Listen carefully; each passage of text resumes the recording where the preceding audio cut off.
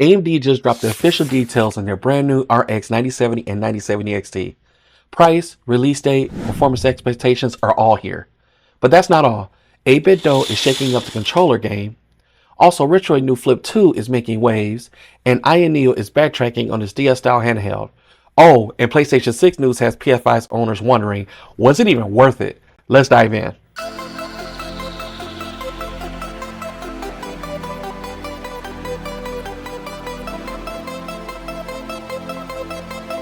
AMD has spoken. The Radeon RX 9070 and 9070 XT are here.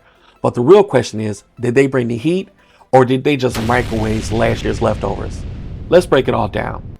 The RX 9070 comes with 56 compute units and 16 gigabytes of GDDR6 memory. It sips, well, okay, maybe chugs 220 watts of power and can boost up to 2520 megahertz.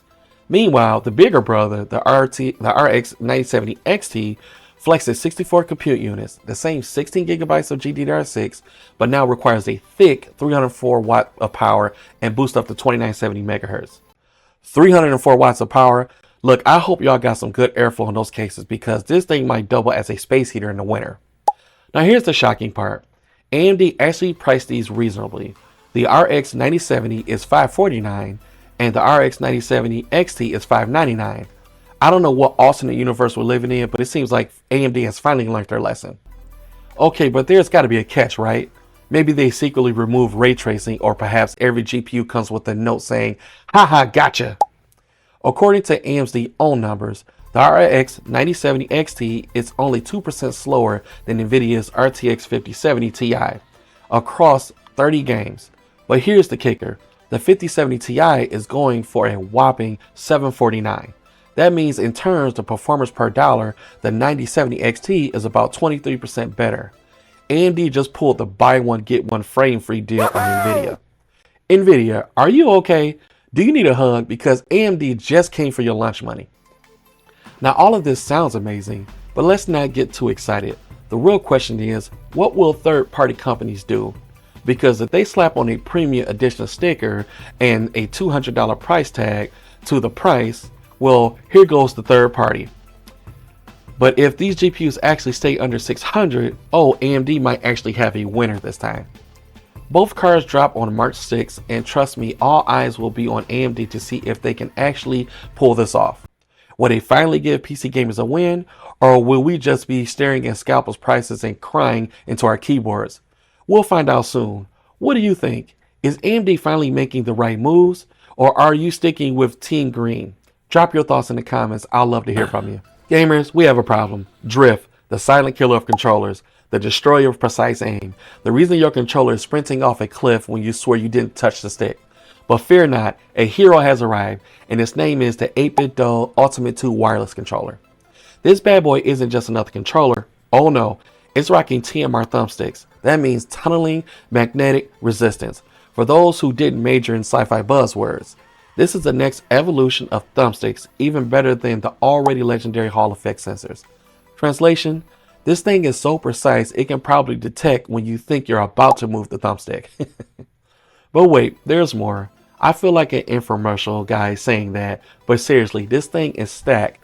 We're talking 2 back buttons, extra bumpers, a magnetic charging stand, and a 1000 Hz polling rate whether you're wired or wireless. Yes, that means your inputs will be faster than your brain can process regrets after missing a shot in first-person shooters. Now let's talk price. $59.99, $60 for all of this. That's almost illegal in the gaming parable world. I mean, for that price, other companies would just sell you the box and call it a day. Wow, premium packaging. And it comes in 3 colors, purple, black, and white, each with RGB rings around the buttons and thumbsticks because, let's be honest, your inputs will feel at least 20% more powerful if there's glowing lights involved. But hold up, before you go emptying your wallets, there's also a couple of small catches. First, this controller does not work on PlayStation or Xbox. It's strictly for PC and Android. So if you were hoping to flex on console players with your newfound god tier precision, sorry buddy, maybe next time. And if you're one of those people who needs 4 back buttons for pro level gameplay, yeah, this one only has 2, but hey, at least there's some back buttons there. Unlike certain other controllers that cost twice as much and give you exactly 0. Looking at you, DualSense Edge. So, should you buy the 8-bit Duo Ultimate 2 wireless? Well, if you want next-gen thumbsticks, super fast inputs, and great price, then yes. If you're trying to play on PlayStation or Xbox, then maybe just stare at it longingly and hope for a future version. The future of gaming thumbsticks is here, and it's tunneling magnetic resistance, whatever that means. Gamers, brace yourselves. The Retroid Pocket Flip 2 is here, and let's be real, it's already shaking up to be the clamshell king of retro handhelds. So, you ever wanted a Game Boy Advance SP but with the power to run actual games from this century?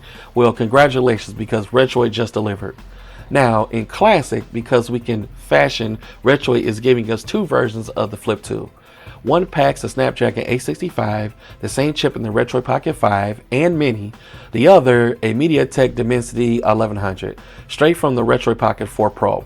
What's the difference? Not much. The Snapdragon has a slight performance and edge, but honestly, unless you're doing frame-by-frame analytics, like some kind of tech detective, you probably won't notice. But let's talk about the real reason we're all here, the colors.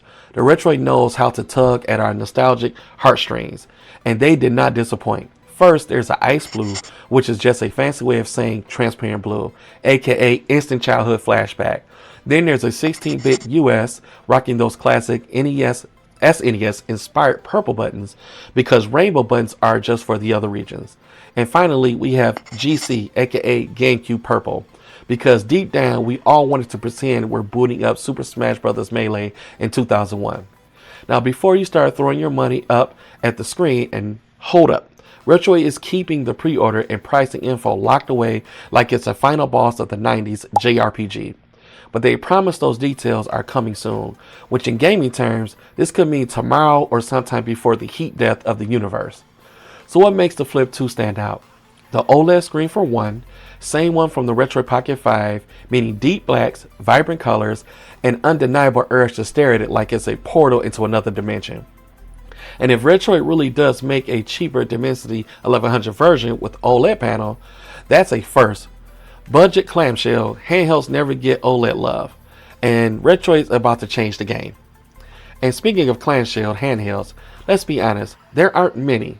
You got the AYANEO Flip, the RG35XX XP, and the overpriced AYANEO Flip DS. But none of them are hitting that sweet spot between affordability, power. I just traveled back to the 2005 feel.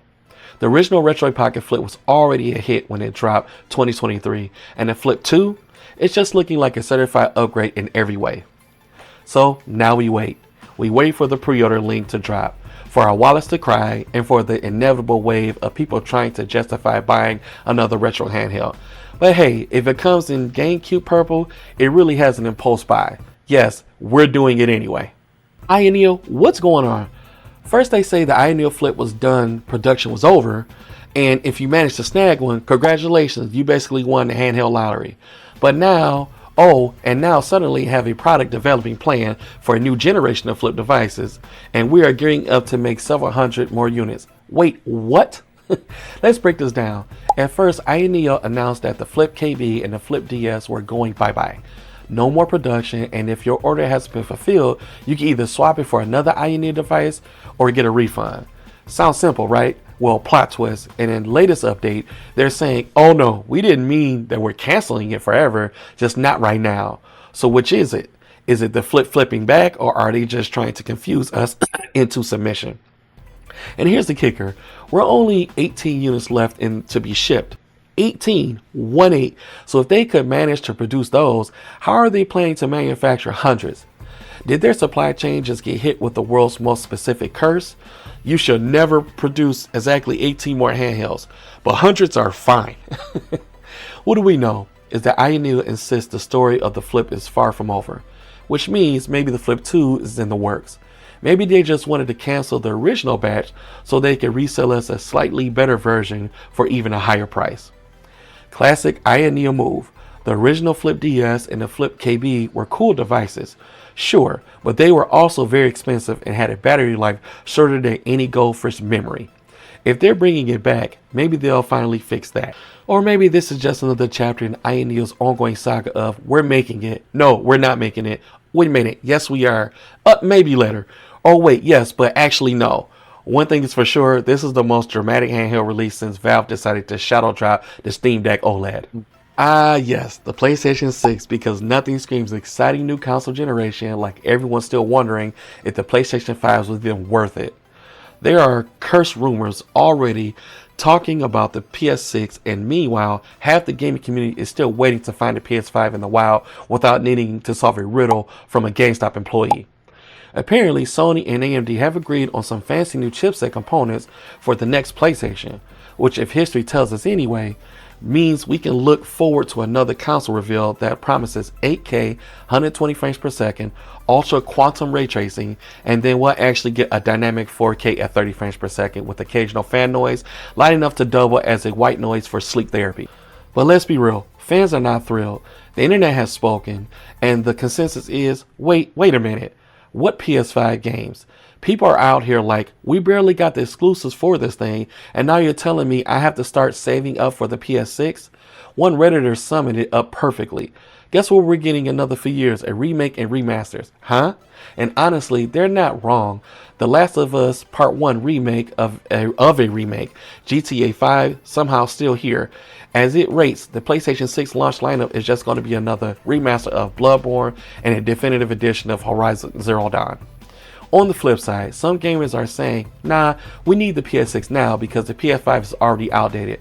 Apparently, the current gen is holding back the next gen tech, which is wild considering that most people are still gaming on a PS4 Slim, praying it doesn't sound like a jet engine mid cutscene. Anyway, the PlayStation 6 is rumored to drop around 2027 or 2028, which means each have at least 3 more years of Sony drift feeding us a mid-gen refreshes and controllers that cost as much as a small country's GDP. But don't worry folks, by the time the PS6 actually drops, scalpers will make sure you still can't buy one.